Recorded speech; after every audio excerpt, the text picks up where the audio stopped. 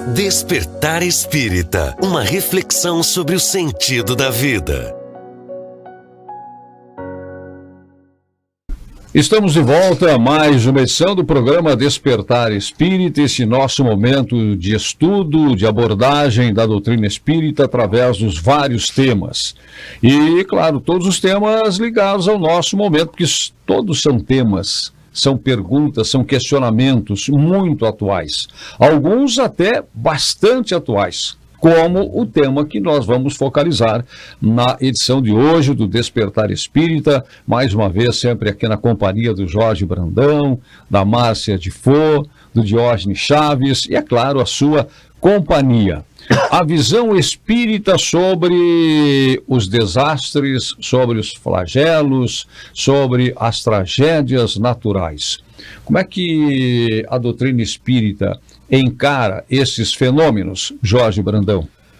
Bom, agradecemos a todos, né, que nos acompanham, e estamos gravando esse programa bem no momento que está acontecendo todas essas enchentes, essas transformações, né, esses flagelos aí, e que está atingindo a todos nós. Então, a gente veio aqui para, à luz da doutrina espírita, tentar explicar um pouco, né? Porque a doutrina espírita, a proposta da doutrina espírita não é anestesiar a dor, mas através do esclarecimento, né, nos confortar, nos iluminar, fazer com que a gente compreenda coisas que parecem até incompreensíveis, né, como o caso desse flagelo. Então nós abrimos aqui com a pergunta 737 do Livro dos Espíritos, né? O Livro dos Espíritos é um compêndio, né, que traz esclarecimento de todas as questões que afligem o homem. E aqui, no capítulo 6, a lei de destruição e nos flagelos destruidores, nós vamos encontrar algumas respostas aqui que podem nos trazer luz para tudo isso, né? Então, quando Kardec faz a pergunta, por que Deus permite que a humanidade seja atingida pelos flagelos destruidores, né? O Espírito da Verdade, a pleiade do Espírito da Verdade nos responde para fazê-la avançar mais depressa, né? A gente vê o espírito de solidariedade, né, que nos comove, de tantos irmãos, tantas pessoas trabalhando, né, dia e noite, pessoas que perderam tudo e que estão assim 24 horas dedicadas a ajudar o outro, né? Isso é bastante comovente, né? Realmente a gente vê como o ser humano é solidário. É claro que dentro disso existe aqueles ainda mais embrutecidos que não se tocam. Mas quando uma tragédia está próxima de nós, a gente tem condições de fazer a nossa parte também, né? De alguma forma ou de outra ajudar. Então a resposta é essa, para fazê-la avançar mais depressa.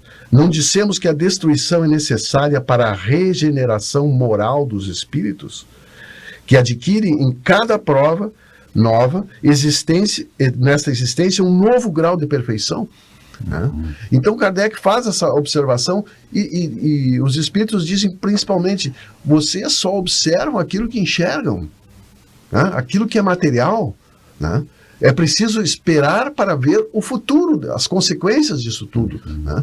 Porque assim como nós temos os desastres naturais, os tsunamis, a acomodação do planeta, nós temos desastres que nós temos que pensar se não são provocados principalmente pelo próprio homem, né? Então vamos nos aprofundar, vamos tentar entender melhor e dou aqui continuidade então para nosso debate de hoje. Márcia? Pois é, ouvindo o Jorge falar, me veio a reflexão do quanto esse contexto acaba tirando todo mundo da zona de conforto, né? Levando todo mundo a uma reflexão totalmente diversa daquela que até então se tinha, às vezes. Até mesmo aqueles que não estão diretamente envolvidos com o contexto, tem familiares, tem amigos, né? Gente de longe do Brasil, do Rio Grande do Sul, da outra ponta do Brasil, entrando em contato com o Sul, né? de amigos, de pessoas queridas aqui, envolvidas com o contexto, e pela simples solidariedade de perceber que o irmão está passando por necessidades mais graves naquele momento e necessitam realmente de um olhar diferenciado por todos, né? Então a gente percebe como o Jorge coloca essa questão assim da solidariedade que se mobiliza nesse momento, o quanto esses contextos dolorosos, aparentemente aos olhos do mundo, quando a gente observa por um viés puramente físico, material, né, como esses contextos têm um pano de fundo, têm um panorama espiritual muito mais abrangente em termos de crescimento moral, inclusive, sensibilidade despertada em cada alma de uma forma diferente, né? Então, é claro que a gente percebeu na mídia, durante esse contexto todo, algumas pessoas às vezes equivocadas em seus pensamentos, trazendo abordagens frias, né, até trazendo questões de cunho político, uma discussão assim totalmente irrelevante para esse momento de dor, né, e a gente vê a limitação de algumas pessoas ainda, né, a pequenez humana ali que muitas vezes carece. Eu até lendo uma matéria lá onde o indivíduo acabou dizendo que esse pessoal do Sul tem que ser todo soterrado em água mesmo, né, uma animosidade, uma divergência ali, pura política, né, e a gente vê ali, naquele momento me veio a reflexão, gente, essa alma precisa muito mais de preces minhas do que aquelas pessoas que estão deixando o corpo às vezes ali naquela tragédia e estão saindo muito bem de um contexto doloroso, porque a gente já consegue ver um panorama diferenciado da vida e a continuidade da vida, né, e essa alma ali soterrada na pequenez humana, né, no equívoco de pensamento e sentimento ainda, quanta dor às vezes plantando para sua caminhada, né? Enquanto um se libertando por resgates, por reestabelecimento de questões muito individuais de cada um com Deus, por uma necessidade de evolução num panorama maior, muitos se libertando e outros se aprisionando em sua pequenez ainda mais, né? Então, realmente, esse contexto todo leva a muitas reflexões para que a gente possa avaliar tudo o que está acontecendo para nós termos uma referência de como nos situar nesse processo, né? Qual é o meu papel nesse processo? O Jorge falou em esclarecimento, a Márcia falou em reflexões, que outros esclarecimentos, reflexões, uma situação dessas pode trazer, Diógenes? Pois observando tudo o que está acontecendo, a gente percebe como é importante, né, a gente refletir nas reações das pessoas diante desse processo, né?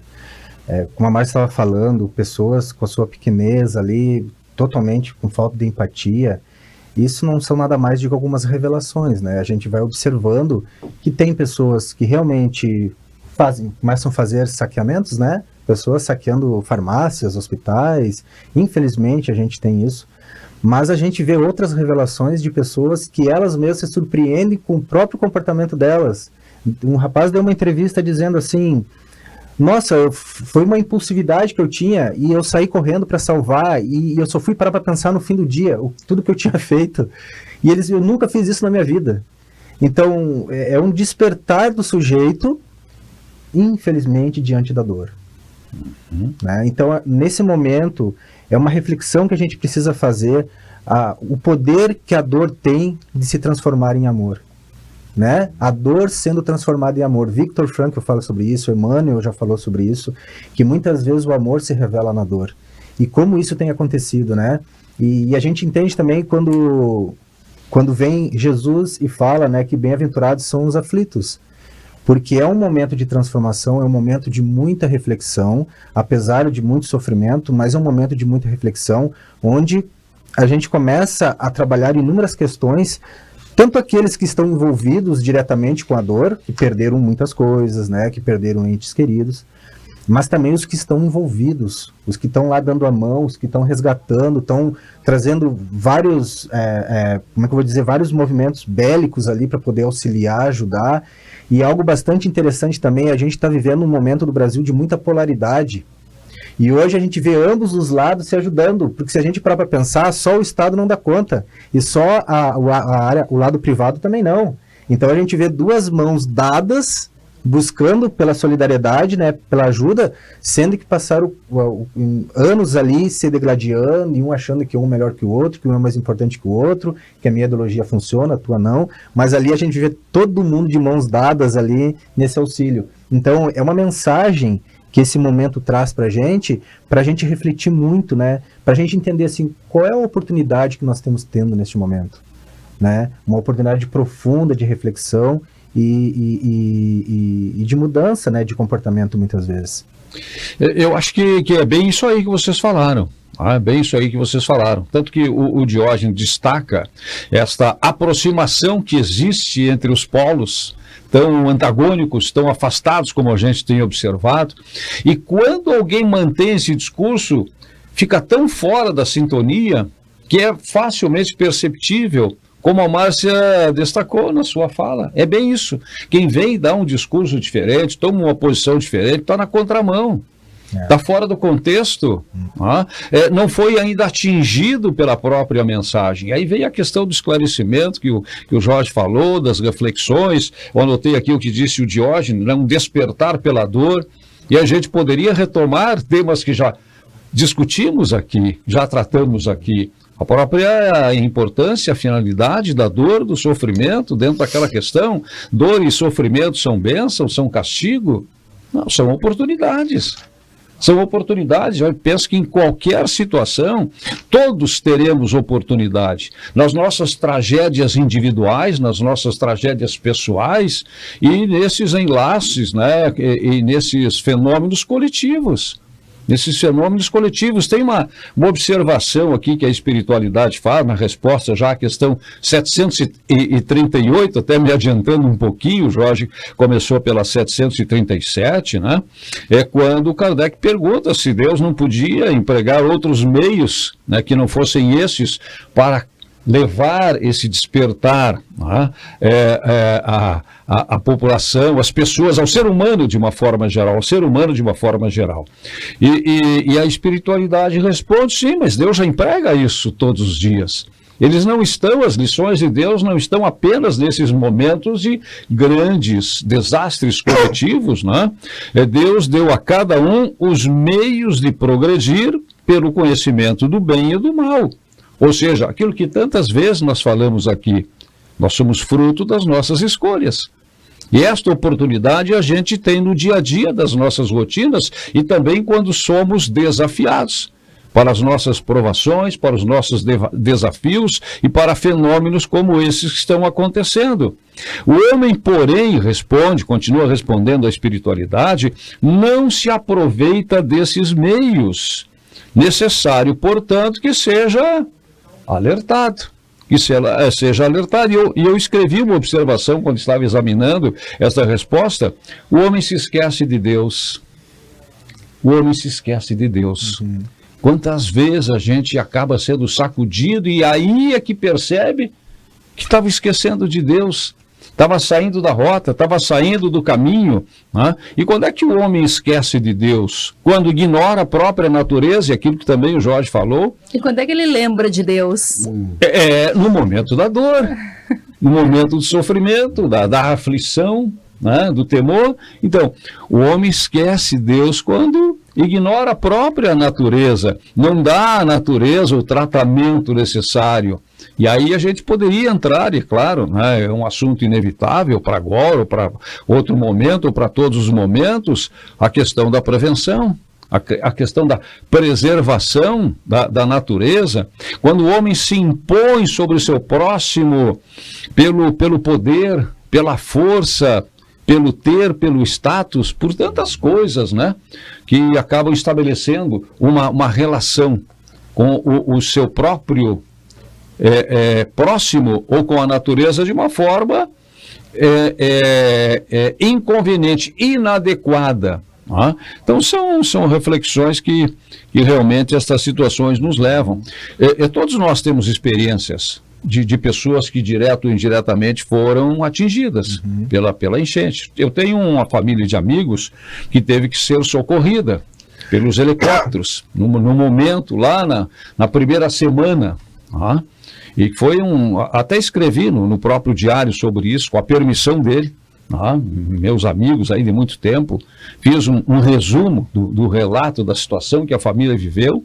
Ele, a esposa, 3 filhos pequenos, 2 filhas e um filho, ficaram ilhados numa casa aqui no Rincão dos Minelos, aqui em Itaara. Foi um dos primeiros casos que nós tivemos, até com repercussão na mídia de todo o Brasil, helicóptero chegando lá para fazer o resgate. Aí a esposa dele, a filha mais velha, com 11 anos, vieram no helicóptero. O filho menor de 10 e a outra menorzinha ainda de 7 anos se apavoraram com aquele quadro e não vieram. Qual foi a alternativa dele? Ficar dentro da casa, vendo a chuva, vendo a água subir. E aí já sem comunicação, sem energia, sem esperança. Até que eles acabaram sendo salvos também por uma ação terrestre de amigos e de instituições. E isso foi dramático. Aí eu perguntei para ele, mas o que sobrou disso tudo? Muitas lições.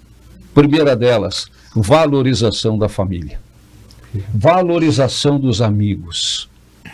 Valorização das coisas imateriais. Em tudo há lições, ficam lições. E é dentro dessa linha que o Espiritismo nos coloca, né, que nós estamos acostumados a perceber aquilo que os nossos olhos físicos veem, né? E aqui, nessa questão ainda, na questão 737, os Espíritos colocam, né, que certas tragédias ou certos flagelos, eles aceleram o progresso da humanidade até em séculos, porque causam uma reflexão profunda, né? Então nós temos que entender que realmente nós estamos num mundo de provas e expiações, um mundo ainda muito materializado, né? E que a única forma de nós escaparmos dessas tragédias, né, é nós evoluirmos e encarnarmos em mundos melhores, né, mundos menos materializados. Mas para isso nós precisamos também nos desmaterializar. Não que não seja importante as coisas materiais, porque nós precisamos delas, né? Mas o valor que nós estamos dando hoje ao que é material é muito maior do que aquilo que nós não enxergamos com os olhos físicos, né? Emmanuel nos coloca que tudo aquilo que nós enxergamos com os olhos físicos está morto ou está morrendo, né? Não é algo real, né? O real é invisível aos olhos, né? Como diz no livro Pequeno Príncipe, né? Então nós precisamos nos voltar para dentro de nós, nos voltar para as coisas que realmente interessam. Não que tragédias como essa não nos toquem, Sim. não nos sensibilizem, não nos tragam lições, que é o mais importante, né?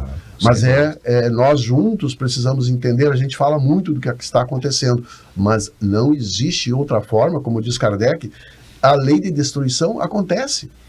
Tudo que está aqui, todos nós vamos desencarnar, né? Seja individualmente ou coletivamente, nós vamos desencarnar. Então, o importante nesse momento é a gente tirar as lições e também fazer observações sobre o que o homem está fazendo, né? A parte do homem que o homem está fazendo para evitar tragédias como essa, né? Porque hoje, com o desmatamento, com o efeito estufa, né, o deslocamento das águas, né, através do céu, essas correntezas, elas se formam em lugares específicos, como se formou agora aqui no Rio Grande do Sul, amanhã vai se formar em outro lugar, né? Então, assim, é preciso. Eu estava lendo, 1 hectare de floresta, ela consegue absorver 30 toneladas de CO2, né? Nós estamos num processo de desmatamento acelerado, né? Num processo de assoreamento dos rios também, né? Muito grande, né? Então, assim, nós precisamos entender o que está acontecendo para podermos prevenir, porque senão nós vamos ficar repetindo tragédias, né? Então, isso também serve como lição para que a gente faça essa reflexão. Quando o Vicente falou que o homem está esquecendo de Deus, né? O ser humano está esquecendo de Deus, eu estava pensando assim, mas quando ele lembra, ele ainda duvida. Né? E tem muitos que ainda quando lembram, duvidam. Né? E é compreensível, né? Porque quando a gente está diante de uma dor profunda, a gente está com uma dor emocional tão grande que é compreensível a gente até chegar a esse ponto de querer duvidar, né? Mas, olha só, eu observando isso, me parece, e é a ideia que eu tenho, que a humanidade está num processo de psicoterapia. Começou um processo de psicoterapia, porque a gente está saindo num período de provas e expiações para entrar no período de regeneração. Isso. É como se Deus dissesse, olha, vai ter que ir para uma psicoterapia. O que acontece no processo de psicoterapia? Quando o paciente procura, ele vem munido de dor, munido de angústia, né? O Jorge pode me ajudar nesse sentido aí também. Ele vem munido de dor, munido de angústia, ele não está bem, não está legal. Só que o que acontece? Quando tu começa a desenvolver o processo de psicoterapia, vai ter que tocar em algumas feridas, vai desconfortar, muitas vezes a pessoa fica pior ali, né? Dá uma, como é que é, Jorge? Dá uma bagunçada, né, no processo ali. E qual é, o que normalmente não, mas é o que acontece com alguns? Saem da psicoterapia. Como eu já ouvi assim, nossa, eu procurei psicoterapia para eu ficar bem. Mas eu cheguei lá, voltei chorando para casa, fiquei angustiado, pensativo, fiquei mal. Então eu digo assim, mas então, de alguma forma, estava funcionando. Porque se te desconfortou em algum sentido, porque tu estava numa zoninha de conforto. Só que tu não pode duvidar do psicoterapeuta. Tu tem que confiar no processo. Então é assim, é que nesse momento muitos podem estar duvidando do nosso psicoterapeuta, desde que nos colocou num processo de psicoterapia, onde as coisas estão sendo provocadas, machucadas, cutucadas, né? E quantos nesse momento querem sair da psicoterapia, querem desistir, não querem continuar, não querem parar para pensar nisso. Mas a gente tem que entender que tudo é um processo, como diz Chico, tudo passa, né? Eu gravei muito essa frase do Haroldo, que ele diz assim, o sofrimento tem data e hora marcada para acabar. Então tenhamos calma, né? Resistimos um pouco mais, como diz aquele texto do Momento Espírita que tem no YouTube, né? Resistam um pouco mais. E a doutrina espírita, ela, como disse no início, né, ela não vai anestesiar a dor, mas ela evita o desespero. Porque dá um sentido. Dá um sentido maior, nos dá compreensão. E quando nós iniciamos um processo de cura, é como se alguma coisa que está no fundo, na água, é mexido, e aquilo vem à tona, e muitas vezes nos faz mal, né? Nos faz mal perceber isso. É natural que aconteça isso. É orgulho ferido, né, humano, Jorge? humano. É orgulho ferido? Como assim? Exatamente. Deus tá mexendo no contexto que estava todo organizado? Estava quieto. Né? Estava quieto, mas não estava resolvido. Né? Então aí vem as consequências que acaba de maneira inconsciente, muitas vezes nós tomando atitudes que nem nós às vezes sabemos por quê. Mas se nós deixarmos tudo isso mal resolvido, nós nunca vamos conseguir superar. Né? E a psicoterapia é um processo lento. Né? Sim. Assim como o espiritismo também, é um passo a passo que nós começamos a entender e vamos mergulhando e vamos percebendo o quanto ele é profundo, o quanto ele é importante, mas isso é no decorrer do tempo. É verdade. Tem aqui, Márcia, a questão 739. Tem os flagelos destruidores utilidade do ponto de vista físico, não obstante os males que ocasionam? Com certeza, né? Quantas mudanças ao longo da história civil por conta de movimentações geográficas em razão justamente da natureza atuando, né? Indo na mesma toada que estava se falando da questão da vibração, o quanto a evolução do indivíduo espiritualmente, em termos de vibração, o quanto isso impacta na natureza também, fazendo com que esses processos, colaborando para que esses processos aconteçam, né? Então, de certa maneira, a evolução do homem o coloca numa situação de sintonia com a própria matéria física que o envolve, para que as coisas se acomodem à medida, no contexto que precisam se acomodar, né? O quanto a agricultura se beneficiou, né, ao longo da história com relação a essas movimentações também. O Nilo é um exemplo, né? As águas que fertilizavam as várzeas. Exato. A flora, a fauna migrando, essas migrações, a possibilidade de movimentação. O que acontece, talvez, e ainda não se sabe ao certo, no fundo do mar, né? Quanto mistério resguardado ainda na natureza que o homem desconhece, né? Então, certamente, Deus tem suas razões para atuar da maneira como atua, e muitas das consequências daquilo que está posto aí para nós hoje, temos que ter a grandeza de admitir que é consequência de nossas próprias atitudes, né? Nossa pequenez ainda, como a gente fala seguidamente, e nossa dificuldade de lidar com toda a terra, com toda a vida, com todo o potencial que Deus nos coloca à mão, de maneira saudável, de maneira equilibrada, né? De maneira a movimentá-la sem excessos, sem maldade, sem ganância, né? Então o homem ainda, infelizmente, tem uma visão um pouco limitada, mas isso está mudando, certamente está mudando, e já não é mais a maioria, né? E a gente vê nesses contextos aonde o povo se une para se ajudar, é a pequena minoria, né, aquela pequena parcela que está indo na contramão, né? A grande maioria faz muito alvoroço no bem nesses momentos de dor, e é aí que a gente começa a perceber que realmente o bem, ele é mais forte que toda essa potência negativa que está posta aí e que só faz mais barulho no decorrer dos dias. Tem uma resposta da espiritualidade na questão 741, que é longa, não vou trazê-la toda aqui, até porque nós estamos encerrando a nossa primeira parte, mas que reafirmam tudo o que tu disseste. Quando no meio na segunda frase eles dizem o seguinte, a pergunta de Kardec, Kardec faz aquela pergunta que a gente já trouxe aqui, já discutiu quando a gente também tratou da dor e do sofrimento. Quando ele pergunta, é permitido, né, ao homem, ao ser humano, minimizar, fugir,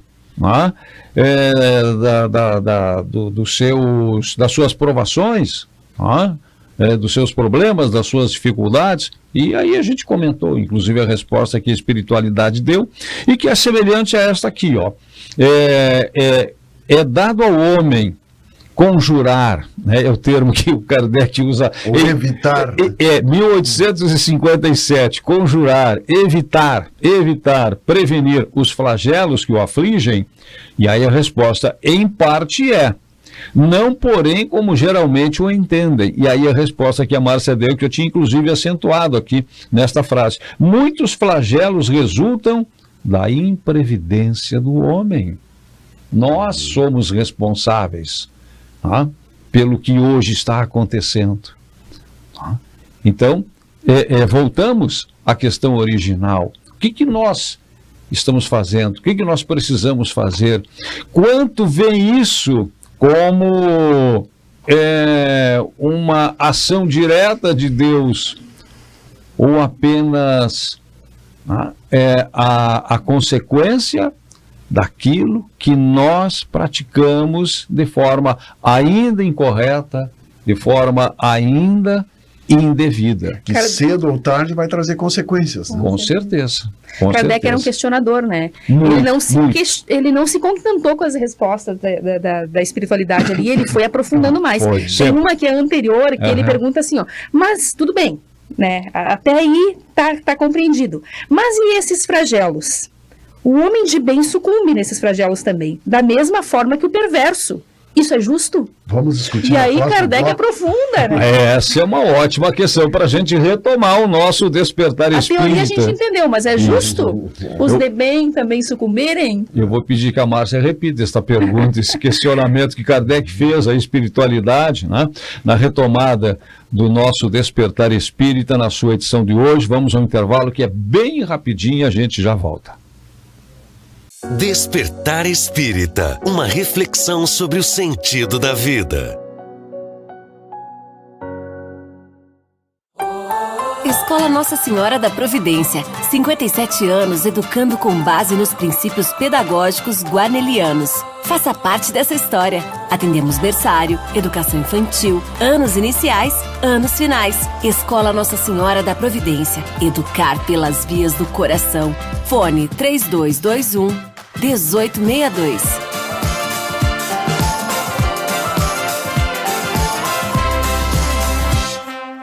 So darling, take my hand, you got to understand, I don't wanna just be friends. Come away with me and live my fantasy, I don't wanna just be friends.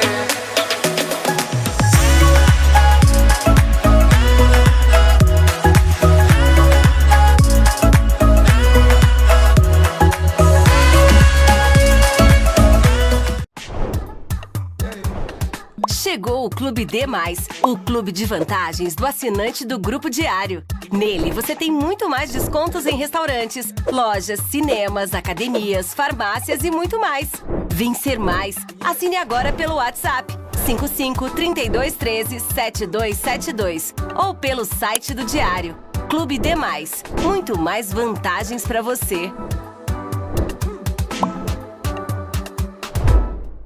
Aos 28 anos, a Della Páscoa Engenharia segue sua trajetória com a missão de oferecer serviços de excelência aos seus clientes, apresentando soluções que possam melhorar a qualidade de vida das pessoas, encurtando distâncias e contribuindo para o desenvolvimento social e econômico de nossa região, através da infraestrutura, tecnologia e sustentabilidade. Della Páscoa Engenharia, há 28 anos transformando a cidade e região. A rede de postos DSL completa 7 anos com combustível de qualidade Santa Lúcia. Unidades modernas, estrutura e serviços para atender com conforto, agilidade e excelência. Para quem é fiel DSL, a rede oferece o aplicativo Postos DSL. Com ele, os clientes têm desconto no combustível e participam das promoções e programa de pontos para a troca de brindes e produtos da loja. Postos DSL Santa Lúcia, agora com 7 endereços em Santa Maria.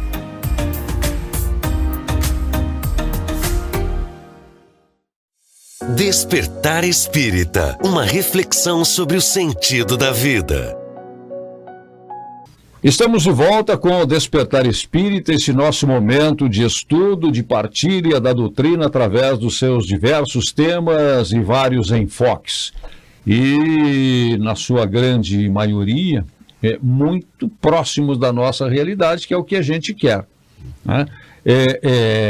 Compreender, interpretar a doutrina espírita de acordo com as nossas vivências, com as nossas experiências, com as nossas possibilidades e necessidades de aprendizado. E com as nossas limitações. Com as nossas limitações, sempre, sempre, sempre. Márcia, poderias fazer a gentileza de repetir a pergunta que encerrou? Eu faço o questionamento para vocês. Isso. Então, a gente vinha num questionamento de Kardec, né? Kardec questionando ali se Deus poderia empregar outros meios para resolver esse contexto, se não os flagelos. Ele também pergunta se seria lícito ao homem afastar esses flagelos, e ele vai questionando, e a espiritualidade respondendo. E aí tem um determinado momento que ele pergunta assim, tá, tudo bem, mas nesses flagelos o homem de bem também sucumbe, da mesma forma que o perverso. Isso é justo? É justo, Jorge? Olha, isso que os espíritos respondem é muito interessante, que nós temos um olhar só para os corpos, né? Nós estamos olhando apenas a matéria, né? Isso vai muito mais profundo.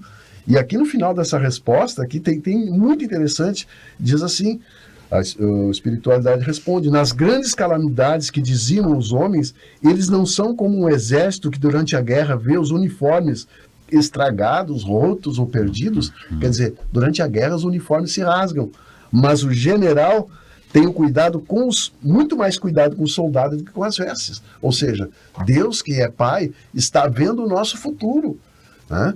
Está vendo as consequências do que isso vai ocasionar para o nosso progresso. Então ele não está preocupado com as vestes, ou seja, com os corpos, mas sim com os espíritos que somos, né? E as consequências disso em benefício de nós mesmos, né? Porque quando nós estamos fora do corpo, aqui diz, nosso olhar já é totalmente diferente, sendo o homem de bem ou não. Tá, e Kardec diz, ele segue, né? Tá, entendi isso, tudo bem, temos que olhar para o espírito e não para a matéria. E ele segue questionando. Mas devido a isso, as vítimas desses flagelos, acaso deixam de ser vítimas? Ele segue questionando, né? E é aí que tem uma resposta muito interessante e a mim me consolou bastante. É verdade. Porque amplia mais a nossa visão para o contexto. Mas devido a isso, as vítimas desses flagelos, acaso deixam de ser vítimas? E aí ele segue respondendo, né, na mesma toada, se considerássemos a vida pelo que ela é, como é pouca coisa em relação ao infinito, atribuiríamos menos importância a ela. Ele faz uma referência novamente à importância da vida espiritual. Mas, para mim, a chave está aqui, ó. A única diferença é que nos flagelos parte um número maior de pessoas ao mesmo tempo. Se pudéssemos elevar-nos pelo pensamento de forma a dominar a humanidade e abrangê-la inteiramente, esses flagelos tão terríveis nada mais nos pareceriam que tempestades passageiras no destino do mundo. Ele vem conectar com a necessidade de retorno de cada um de nós.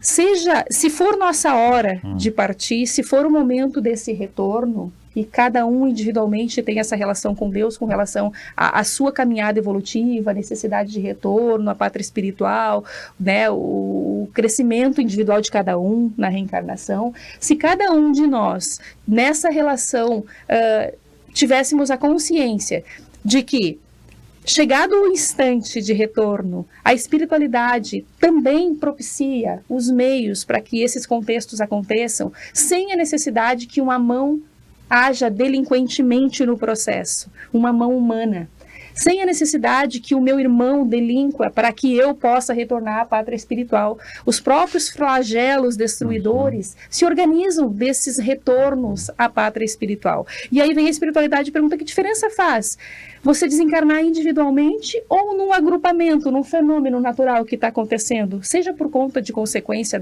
de contextos individuais ou coletivos da humanidade? O fato é que está acontecendo aquele contexto. E se a lei de Deus é justa e se você está naquele contexto, vem a espiritualidade nos clarear um pouco mais a visão para isso. Que diferença faz você partir ali num acidente de trânsito ou lá naquele contexto, onde uma grande maioria está retornando junto? Né? Então, começamos a compreender um pouquinho. E nessa questão, Márcia, se me permite, ainda tem outra observação que eu achei até que tu ia tocar, agora eu vou tocar nela, que é muito importante, que fala da questão da reencarnação, né, que é um pilar da doutrina espírita, que nós sempre tocamos aqui de alguma forma quando nós estamos conversando. Aí a resposta é o seguinte: essas vítimas terão noutra existência uma larga compensação para os seus sofrimentos, se souberes suportá-los sem lamentar. Isso, suportar sem lamentar, quer dizer o quê? Fé em Deus. O bem sofrer, né? O bem sofrer. Acreditando que tudo que acontece é para o nosso bem. Acaba sendo para a nossa evolução. Né? Então não é um momento de desespero, de desesperança, né? De revolta. É um momento de solidariedade, é um momento de ajuda, é um momento de amor ao próximo e fé em Deus. Sabendo que tudo que está acontecendo está dentro das previsões divinas também. E se a gente, a pergunta a se fazer: você acredita em Deus? Né? Você acredita em Deus? Você acredita que existe uma inteligência suprema coordenando tudo? Bom, a partir daí, isso já nos traz uma compreensão muito grande que nós não estamos jogados numa arena de leões. Que punições e castigos não fazem sentido. Então, apesar da dor, apesar da angústia, tudo que está acontecendo tem um propósito, e um propósito bom para cada um de nós, né? Seja pela observância do exemplo, ou seja por vivenciar a situação, mas a gente percebe que tudo está interligado e a gente está aprendendo todos juntos nesse momento. Então, se eu tenho fé em Deus, se eu acredito que existe um soberano, uma inteligência suprema, então ele não pode falhar nos seus projetos, nos seus planos. Então, talvez onde a gente enxergue injustiça, onde a gente enxergue um erro, uma punição, um castigo, isso é uma percepção limitada da gente, de cada um de nós. Mas a gente precisa buscar, né, por essa compreensão. Como o Jorge falou, acho que no último programa, né, acho que foi tu que falou, Jorge, busque pela verdade antes que a verdade vos surpreenda. Né? É bem isso mesmo. Tem um livro de Divaldo Franco, Psicografia de Joana de Ângeles, Mundo Regenerado, no capítulo 4, Confia e Age. Tem um trecho bem interessante que eu gostaria de trazer aqui, que fala o seguinte: há um inevitável avanço do progresso que não pode ser estancado. Ou seja, o progresso ele é obrigatório, a evolução é obrigatória. Então, aqueles que teimam em não acompanhar, né, infelizmente vão sofrer, né, as penalidades. Na aparente balbúrdia, na confusão, na anarquia e no pandemônio em que se transforma a observância das leis, ainda aí ocorre o trabalho em favor da ordem. E aí eu trago aquele processo da psicoterapia. Ainda que as coisas estejam bagunçadas, gerando desconforto, né, trazendo a sensação de que, poxa, não está dando certo, está piorando, calma. Isso é um processo de mudança. É igual quando a gente vai fazer a mudança do nosso quarto. O quarto não está legal, está bagunçado, não estou gostando dele. E aí eu resolvo fazer uma geral no quarto. É óbvio que eu não vou fazer uma geral no estalar de dedos. Eu vou ter que bagunçar ele muito. Suja a poeira debaixo da cama. Nossa senhora, eu vou tirar gatos e lagartos de dentro do quarto. E se vem alguém e abre a porta naquele momento, vai olhar assim, meu Deus, que quarto é esse? Como que pode ter um quarto desse? Calma, respira um pouquinho. Que amanhã de tarde, no máximo amanhã de noite, tu vem aqui de novo. E daí quando a pessoa retorna, o quarto tá limpo, tá bonito, tá arejado. Então, depois da tormenta vem a bonança, né? Aquele pensamento que eu gosto muito de ouvir.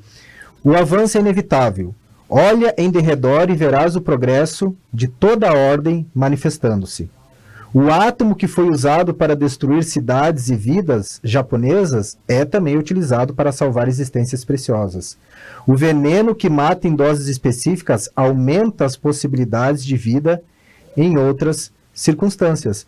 Então, ou seja, onde muitas vezes a gente enxerga o que pode ser negativo e ruim, está servindo como um remédio, a depender da enfermidade que tem. Sem dúvida. E do uso que se faz, né? E do uso que se faz.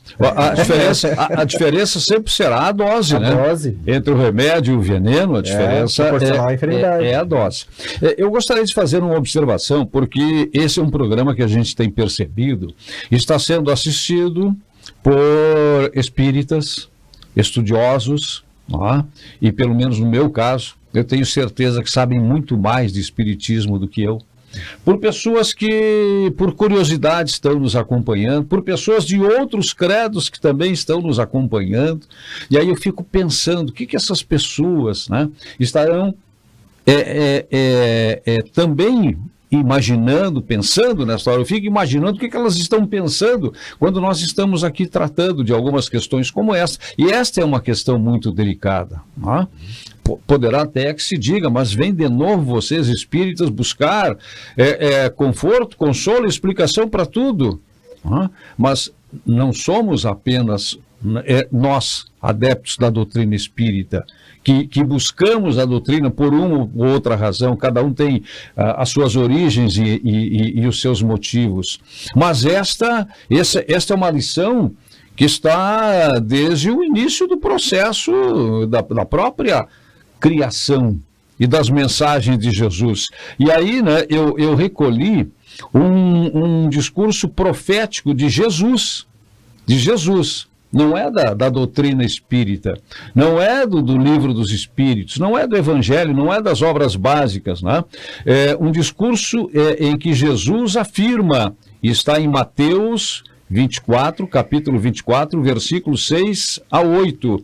E haverá fome e terremotos em todos os lugares. Tudo isso será o princípio das dores. Discurso profético de Jesus nas anotações de Mateus. Que depois Kardec, de uma forma, traz também para a Gênesis, né? Capítulo 18, item 5. E um dos maiores desafios do período da transição está relacionada à educação. Educação. Não por essa educação que tende a fazer homens instruídos, mas pela que tende a fazer homens de bens. Homens de bens. Educação para transformar pessoas em pessoas de bem, tende a fazer homens de bem. Esse é um comentário de Kardec, a questão 917 do Livro dos Espíritos. Então, o que eu quero dizer com isso? É que na verdade, esses são ensinamentos que estão colocados há muito tempo para as pessoas de uma forma geral. Kardec teve a grande felicidade, a grande missão de codificar, de reunir estas mensagens, de transformá-las em ensinamentos que são bem mais práticos e mais fáceis de serem entendidos. Mas tudo passa por isto, né, que é da nossa própria herança e da nossa própria condição. E toda a diferença se faz no conceito que se tem do nosso tempo de vida. Porque é isso. Claro que choca quando a gente se depara hoje com fatos, com imagens, a gente está toda hora recebendo, os nossos celulares estão lotados, né, de informações, de novas mensagens. Olha aqui, viu essa aqui, como é que... Né, a situação aqui que é tal e qual pessoa vivenciou, claro que isso nos choca. Ninguém, como disse o Jorge, está anestesiado para isso. O nosso esforço é compreender o que cada evento significa dentro do quê? Do nosso contexto de imortalidade. Nossa vida não é só agora esse tempo que nós estamos aqui. E para mim isso faz toda a diferença. Porque se a gente acha que nós viemos para cá para viver do berço ao túmulo, ok. Então nós estaremos sujeitos às mais diversas catástrofes, desastres, né? Para as quais não encontraremos nem explicação, e nem conforto, e nem esperança. Se a gente tem a consciência de que esse nosso período de agora é um tempo muito curto no nosso processo evolutivo, bom, então tá. Então eu sou capaz de compreender por que isso acontece. Aliás, uma outra pergunta muito comum que a gente ouve, mas onde é que estava Deus quando tudo isso aconteceu? Deus estava onde sempre esteve. Por que Deus permitiu que isso acontecesse? O porquê? Quando a pergunta é para quê? Para quê? E tudo tem uma finalidade. Basta que a gente se debruce a buscar a resposta dentro desta visão. Nós somos seres imortais. Estamos de passagem para aprender, que cada um possa melhor aprender a sua lição. E às vezes ela é bem dura mesmo. Bom, é importante... colocação do Vicente, é importante também a gente falar aqui um pouquinho sobre a lei de destruição, que nós estamos falando bastante sobre as questões espirituais, porque somos espíritos imortais, mas nós precisamos sim valorizar o nosso corpo físico. Sem dúvida. Né? Nós temos como obrigação mantê-lo o máximo de tempo possível aqui na Terra para aproveitar bem essa encarnação. Então, por isso, Deus nos deu o instinto de conservação. Né? Quando a gente vai atravessar a rua, a gente não olha para os dois lados, né? Nós temos esse instinto natural de conservação e precisamos aproveitar o máximo o tempo que nós estamos aqui na Terra. Então, não é que o espírita não se importe com o corpo. O corpo é o nosso instrumento de trabalho e nós precisamos, sim, preservá-lo. Agora, a Deus cabe saber o momento que nós vamos ter que deixá-lo. Todos nós teremos que deixá-lo. Né? Isso faz parte do processo. E essa questão do sofrimento também de nós, seres humanos, né? É entender que muitas pessoas estão passando um processo de luto, né? É um amplo processo de luto, né? É um luto coletivo que o Estado está passando, porque estão sofrendo a perda de muitas coisas, né? E perdas de sonhos, de pessoas, né, importantes na vida. As próprias casas, projetos de vida, tudo. Meu Deus, imagina o quanto isso deve ser dolorido, né? Mas a gente ouve também, quando a gente perde um ente querido, a gente vê uma situação dessas assim, mas por que tu tá triste? Tu é espírita? Tu não compreende tudo isso? Né? Mas antes, nós somos humanos. E o humano sofre, ele vai chorar. O luto é um processo saudável, né, Jorge? O luto é necessário, o luto é um processo saudável, porque é uma parte de ti que sai dali. E como que tu não vai sentir isso? Tu sente. Só que vem no processo da compreensão da perda. É a compreensão da perda. Exatamente. É aí que está a grande diferença. Sim. Quando a gente se revolta, quando a gente não aceita a perda, quando a gente acha que a vida perdeu o sentido, aí sim. Aí a gente está amarrado naquele processo e a gente pode entrar em sofrimento triplo. Mas quando a gente compreende o sentido da perda, o luto vai sendo ressignificado, não é que a saudade não vai existir mais, não é que a gente não vai sentir falta, de repente a gente está olhando um filme, uma coisa, lembra, chora, se emociona. Nós somos seres humanos. E é isso que a doutrina espírita nos traz também, né? Nós não somos robôs. A gente precisa da tristeza, precisa de viver a tristeza também. O que não acontece normalmente quando a gente adquire a compreensão que a doutrina espírita nos traz, nós não nos desesperamos. Isso é diferente. Exatamente. O desespero significa realmente a total falta de fé, de aceitação, de revolta. Então, aprender a ressignificar a dor é um papel da doutrina espírita, que realmente, depois que a gente consegue compreender, a gente quer aprender mais, nós estamos aqui por isso, porque faz tão bem para nós, né, a compreensão da doutrina espírita, que tudo que a gente quer é estimular que cada um das pessoas que estão aqui nos assistindo possam mergulhar, beber da fonte e buscar, né, nas palavras da doutrina espírita de Kardec, na literatura básica e tantas outras obras importantes, a compreensão maior. A compreensão, ela não te blinda para a dor, né? Ela te possibilita, né, ferramentas adequadas para que você lide com ela, né? Então, não é um anestésico. Exato, e não te tira a sensibilidade e nem pode tirar, porque senão tu não acessa sentimentos, sensações, percepções importantíssimas para a tua evolução, né? Como o Diógenes coloca muito bem. Né? Então, realmente é um processo. E essa questão do esclarecimento, que a compreensão te possibilita através da razão, como Vicente traz a questão de Kardec, né? O quanto esse trabalhador nos possibilitou uma compreensão diferente das coisas, sem trazer nada novo. Sim. Trabalhando com os evangelhos. Exatamente. Aquilo que está em todas as doutrinas, a partir dos evangelhos, apenas com uma elucidação diferente, a partir dos olhos daqueles que estavam com uma visão um pouco mais ampliada, a espiritualidade, trazendo uma reflexão diferente de cada contexto, para que aquilo pudesse se encaixar na nossa razão, e a partir daí nos servisse, né? Uma fé cega já não serve mais para muitos, né? O homem busca, a partir da evolução científica, tecnológica, em todas as áreas, busca uma compreensão racional dos fatos, do contexto, das coisas, né? Já não se brinca mais com a fé do homem assim, né? Então, uma crença não consegue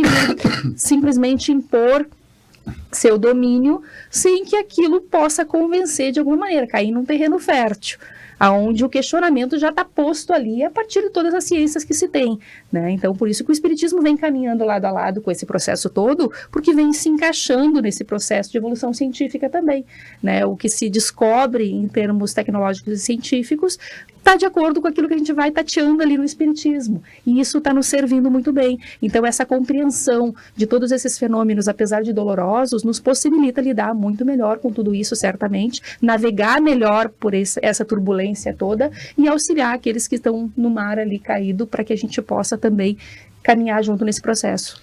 Eu ouvi o depoimento de um profissional de bastante experiência, que já lidou com situações, né, dramáticas as mais diversas, das mais diversas formas. E ele deu um depoimento agora recente de um fato que aconteceu agora aqui nesta enchente, aqui em Santa Maria, né, de uma família que não teve a oportunidade do socorro e que foram encontrados pai, mãe e o filho pequeno no meio, os três abraçados. Eu disse, olha, ao longo, depois de toda a minha experiência, com toda a minha experiência, eu não consegui suportar e desabei. Aquela cena ali vai me marcar para o resto da vida. 3 corpos abraçados. E ele me perguntou, como espírita, qual é a tua opinião? Se eu não tenho opinião. A emoção, o sentimento é pessoal, é de cada um, e eu, se eu tivesse visto, muito provavelmente, como você, teria desabado. Teria desabado também, ao impacto daquela imagem, daquela cena. Agora, o que eu posso te dizer? E eu me ponho a imaginar aqueles 3 espíritos abraçados, chegando num outro patamar da sua existência. Eles não ficaram ali, naquela imagem. Eles continuaram a sua existência.